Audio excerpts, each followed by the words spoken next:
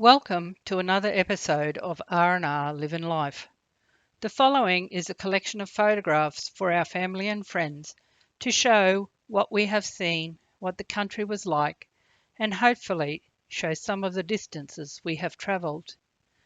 In this episode, we leave Birdsville and make our way to Beduri and on to Boulia, stopping in at Kabara Crossing Rest Area, Hutcherson Monument, King Creek on Cluny, Eyre Creek at Glengyle Station, and the Georgina River at Marion Downs. I took so many photographs that the camera went flat and I had to rely on my phone, so some of the photographs are a little grainy. My apologies in advance. 2 hours up the road from Birdsville, we were nearing Kabara Crossing on Eyre Creek. We had been travelling over low jump-ups across stony plains, long floodways, while in the distance we had the occasional shimmering mirage. One moment we were traversing open plains as far as the eye could see, while the next moment we would be crossing creek and flood-out country lined with herbage, bushes and lush shrubs. What a season this area of arid channel country was having, especially as it was early spring. On nearing Kabara Crossing, we passed the sign to Lake Makati, a 909 square kilometre tract of land characterised by interconnecting channels, lakes and waterholes, lined with open coolabah woodlands, surrounded by grasslands, herbaceous flowering plants, succulent salt-tolerant plants and lignum, with its multitude of thin intertwined and tangled branches, and branchlets forming dense thickets, often to the exclusion of other species. The lake is surrounded by the Georgina River and Eyre Creek floodplains and supports over 300,000 waterbirds. Kabara Crossing is a permanent waterhole where Eyre Creek flows into Lake Makati and the renowned wetland, and is home to many species of birdlife. What an amazing place! Rick and I were lucky enough to see some of the waterbirds feeding on the fish from the bank beside the bird hide. I was astonished by the number of birds that were still on the water, as usually when they are alerted to intruders they take flight. Such an incredible place, and what a place to camp. On leaving Kabara Crossing, we were again crossing flood-out country when a huge feral cat ran across the road. With the introduction of domestic cats in the 1800s to control pests such as rabbits, mice and rats, feral cats have killed on average 1 million reptiles each day. These cats devastate wildlife and are considered one of the worst invasive species on Earth and have impacted wildlife as well as native animals. It has been estimated that they have killed more than 800 million mammals annually, of which 56% are native species. In the wild, they grow much bigger than domesticated cats and have no place in this fragile environment. Further along the journey, we pulled in at Hutcherson Monument, commemorating the life and achievements of WJS Will Hutcherson, who drowned in the Georgina River on Glengyle Station on 9 July 1920. He was droving cattle for Sir Sydney Kidman from Clifton Hill Station when he went for a swim. The reason for his death is unknown, as he was a strong swimmer but was alone at the time. His body was recovered from the river 3 days later and buried nearby. 5 years earlier, as a lad of 14 years old, Will had discovered the first opal specimen in South Australia, at what was to become known as Stewart's Range Opal Field, later to be renamed as the now world-renowned opal field of Coober Pedy. Not far from the Glengyle homestead, we crossed Eyre Creek. The bird life was astonishing. We pulled up just after the bridge and I walked back to take photographs of the bird life. It was unbelievable the number of birds in the air as well as along the waterhole and in the trees. There were thousands. Glengyle Station covers an area of around 5,500 square kilometres, with a carrying capacity of approximately 8,500 head of cattle. Fed by the Georgina River system, flooding channel waterways flow through the majority of the property. Water can take as long as 3 months to travel 35 kilometres across a paddock called Bunkhole, as it must fill two circular lakes that are about 50 square kilometres in area. Kidman's Tree of Knowledge on Glengyle Station, a mature coolabah, is reputedly the tree under which Sir Sidney Kidman camped, contemplating the development of his vast pastoral empire in Western Queensland in the late 19th and early 20th century. Glengyle and other leases in the Channel Country, he realised, would be important acquisitions to link his properties on the Barkly Tablelands through to markets further south, while still providing feed and water. However, while Kidman visited and purchased stock from Glengyle, he did not acquire the leasehold until 1913. At the turn-off to Bedourie, we crossed Kings Creek on Cluny Station. The property is 526,000 hectares or 1.3 million acres and has been managed by three generations of the Tully family since the early 1960s. The Georgina River is the north-westernmost of the three major rivers of the Channel Country in central Western Queensland. The Georgina is formed from several smaller streams over a wide area of northwestern Queensland and the eastern Northern Territory. There are more than 36 tributaries which flow into the Georgina River, including the Georgina River itself, Burke and Hamilton Rivers, and Eyre and Wills Creek. The Burke River drains the area to the north of Bulla and enters the Georgina about 20 kilometres upstream of Marion Downs, while the Hamilton rises in the northeast of Boulia and enters the main Georgina below Marion Downs. Towns located within the catchment include Urandangi, Dejara, Boulia and Bedourie. The Georgina River was named in honour of Georgina Mildred Kennedy, the daughter of Queensland Governor Arthur Kennedy. The river was originally called the Herbert River before being given its current name in 1890 to avoid confusion with the other river in Queensland that bears that name. At Marion Downs, the Georgina spreads into braided channels expanding across vast floodplains on its travels to Bedourie, and it is at this point where the glorious Channel Country meets the Simpson Desert.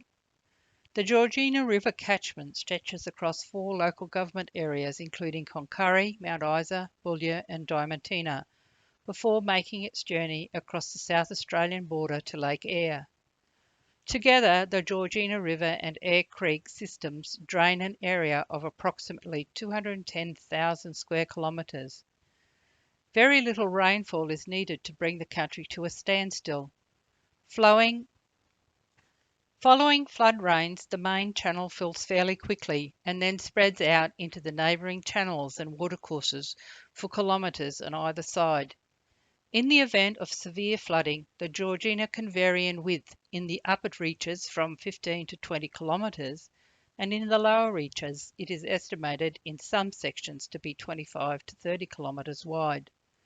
The main impact of flooding is the isolation of towns and properties, and the extensive inundation of grazing land, which can last several months in some areas. Road transport disruption for long periods is common during large-scale flooding. We had planned to camp on the Georgina River on Marion Downs, but couldn't find a spot that we like, so continued on.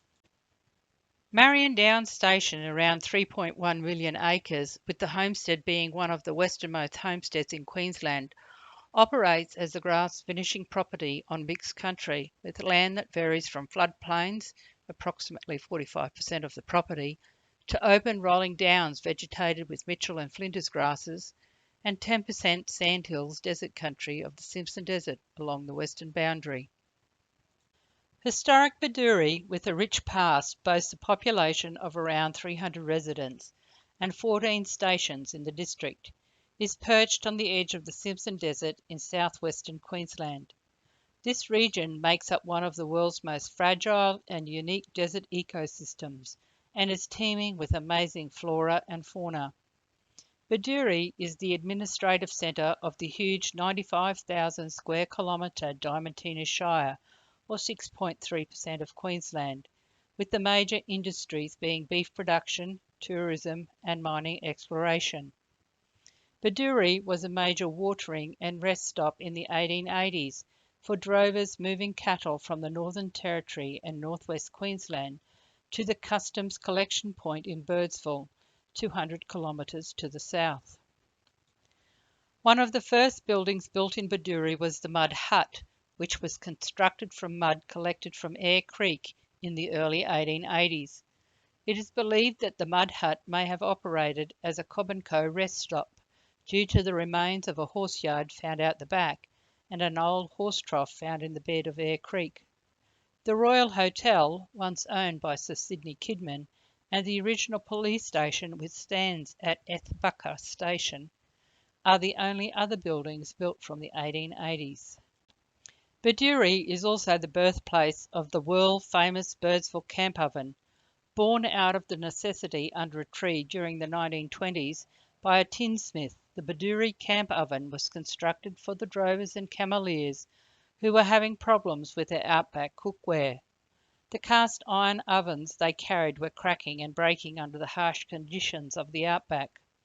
Over time, the design of the oven was refined and was manufactured from spun steel with a tight-fitting lid. In 1945, R.M. Williams began selling the ovens, and in 1966, an R.M. Williams catalogue listed the Bedourie camp oven with heavy-duty rolled edges for sale at £2 15 shillings, or the equivalent of $5.50. That afternoon we traversed up Eddie Miller Drive to the Vaughan Johnson Lookout at the border of the Diamantina and Boulia Shires. Vaughan Johnson was a grazier and contractor prior to entering politics. He was renowned as an advocate for outback industry and began his political career as a councillor on the Quilpie Shire in the early 1970s, before being elected to the Queensland Parliament as a member for Gregory in 1989. Holding the seat for more than 25 years until his retirement in 2015. As a councillor and member for Gregory, he represented and campaigned for people from all walks of life and was a fierce advocate for primary producers, rural community and transport infrastructure. He fought tooth and nail for farmers and graziers, truck drivers, small business owners and everyone in between right across Western Queensland. The Eddie Miller Memorial Drive, which leads to the Vaughan Johnson Lookout, is dedicated to the life of Eddie Miller, who serviced the station and communities with mails and supplies for 34 years, which he delivered through many hardships and difficulties, including breakdowns, floods and droughts. For over 34 years he was the only life link, or the vital link of communication to a huge area of remote outback Queensland. When the radio was the only form of communication in these areas, the friendly face of the mailman was always greeted with such joy, not only for the mail and supplies he brought, but just someone different to talk to. The Boulia Shire, in the heart of the Channel Country, borders the Northern Territory and covers an area of around 60,906 square kilometres and has a population of around 600 people. The Shire has existed as a local government area since 1887. The area is known for the unexplained phenomenon of the Min Min lights, a light that has been reported to follow travellers in the area for some distance before disappearing. The lights are said to be caused by atmospheric refraction that occurs when cold air is trapped below warmer air. Rick and I had spent years hearing about the Channel Country when we were living out west, but had never had the opportunity to visit. Rick had been to both Nappamerri and Tanbar, but I had never experienced the vast open channels before us on this leg of our journey. It was truly amazing to see the country, especially as the area was having a great season and the cattle were shiny and in top condition. So good to see, and so much feed on the open flood-out country, when the flip side is soul-destroying, not just for the beef producers, but for the different ecosystems throughout the area. The Channel Country can be such a harsh environment on occasion, but what a place to live. Rick and I had lived further north on the Wills River and were acquainted with floods, drought, dust storms, gibber plains, rugged country and the flies, but we did have the carbide range to break the vastness in some areas of the property. Some people would say that this region in Queensland has nothing to see, but for both of us it was truly an amazing experience. Over every rise there was something new to see. The bird life in this region has been truly incredible, though I am sure we only saw a small fraction of what was out there. With all the feed and water around, we did not see many native animals, but I am sure they were out there. I think Rick and I will have to revisit this area again, as I am sure that it will be different, especially with the changing of seasons. The township of Boulia on the Burke River is at the crossroads of a number of outback routes, including the Boulia-Mount Isa Road that goes northwest towards Mount Isa, the Selwyn Road which goes northeast towards Selwyn, a copper mining locality south of Cloncurry, the Winton Road that heads east towards Winton, and the Bedourie-Boulia Road that we had just travelled from the southwest. The Donoghue Highway coming from the Northern Territory joins the road to Mount Isa just outside of town. Australia's longest shortcut, the Outback Way, a 2,800 kilometre gravel and bitumen road which runs between Laverton in Western Australia and Winton in Queensland, passes through Boulia. During rain events, channels running between the rivers and creeks of the region fill with water and spread over a vast expansive area of the Shire. After rain, the Mitchell grass plains respond magnificently and result in the channel country around Boulia being among the finest beef-producing country in Australia.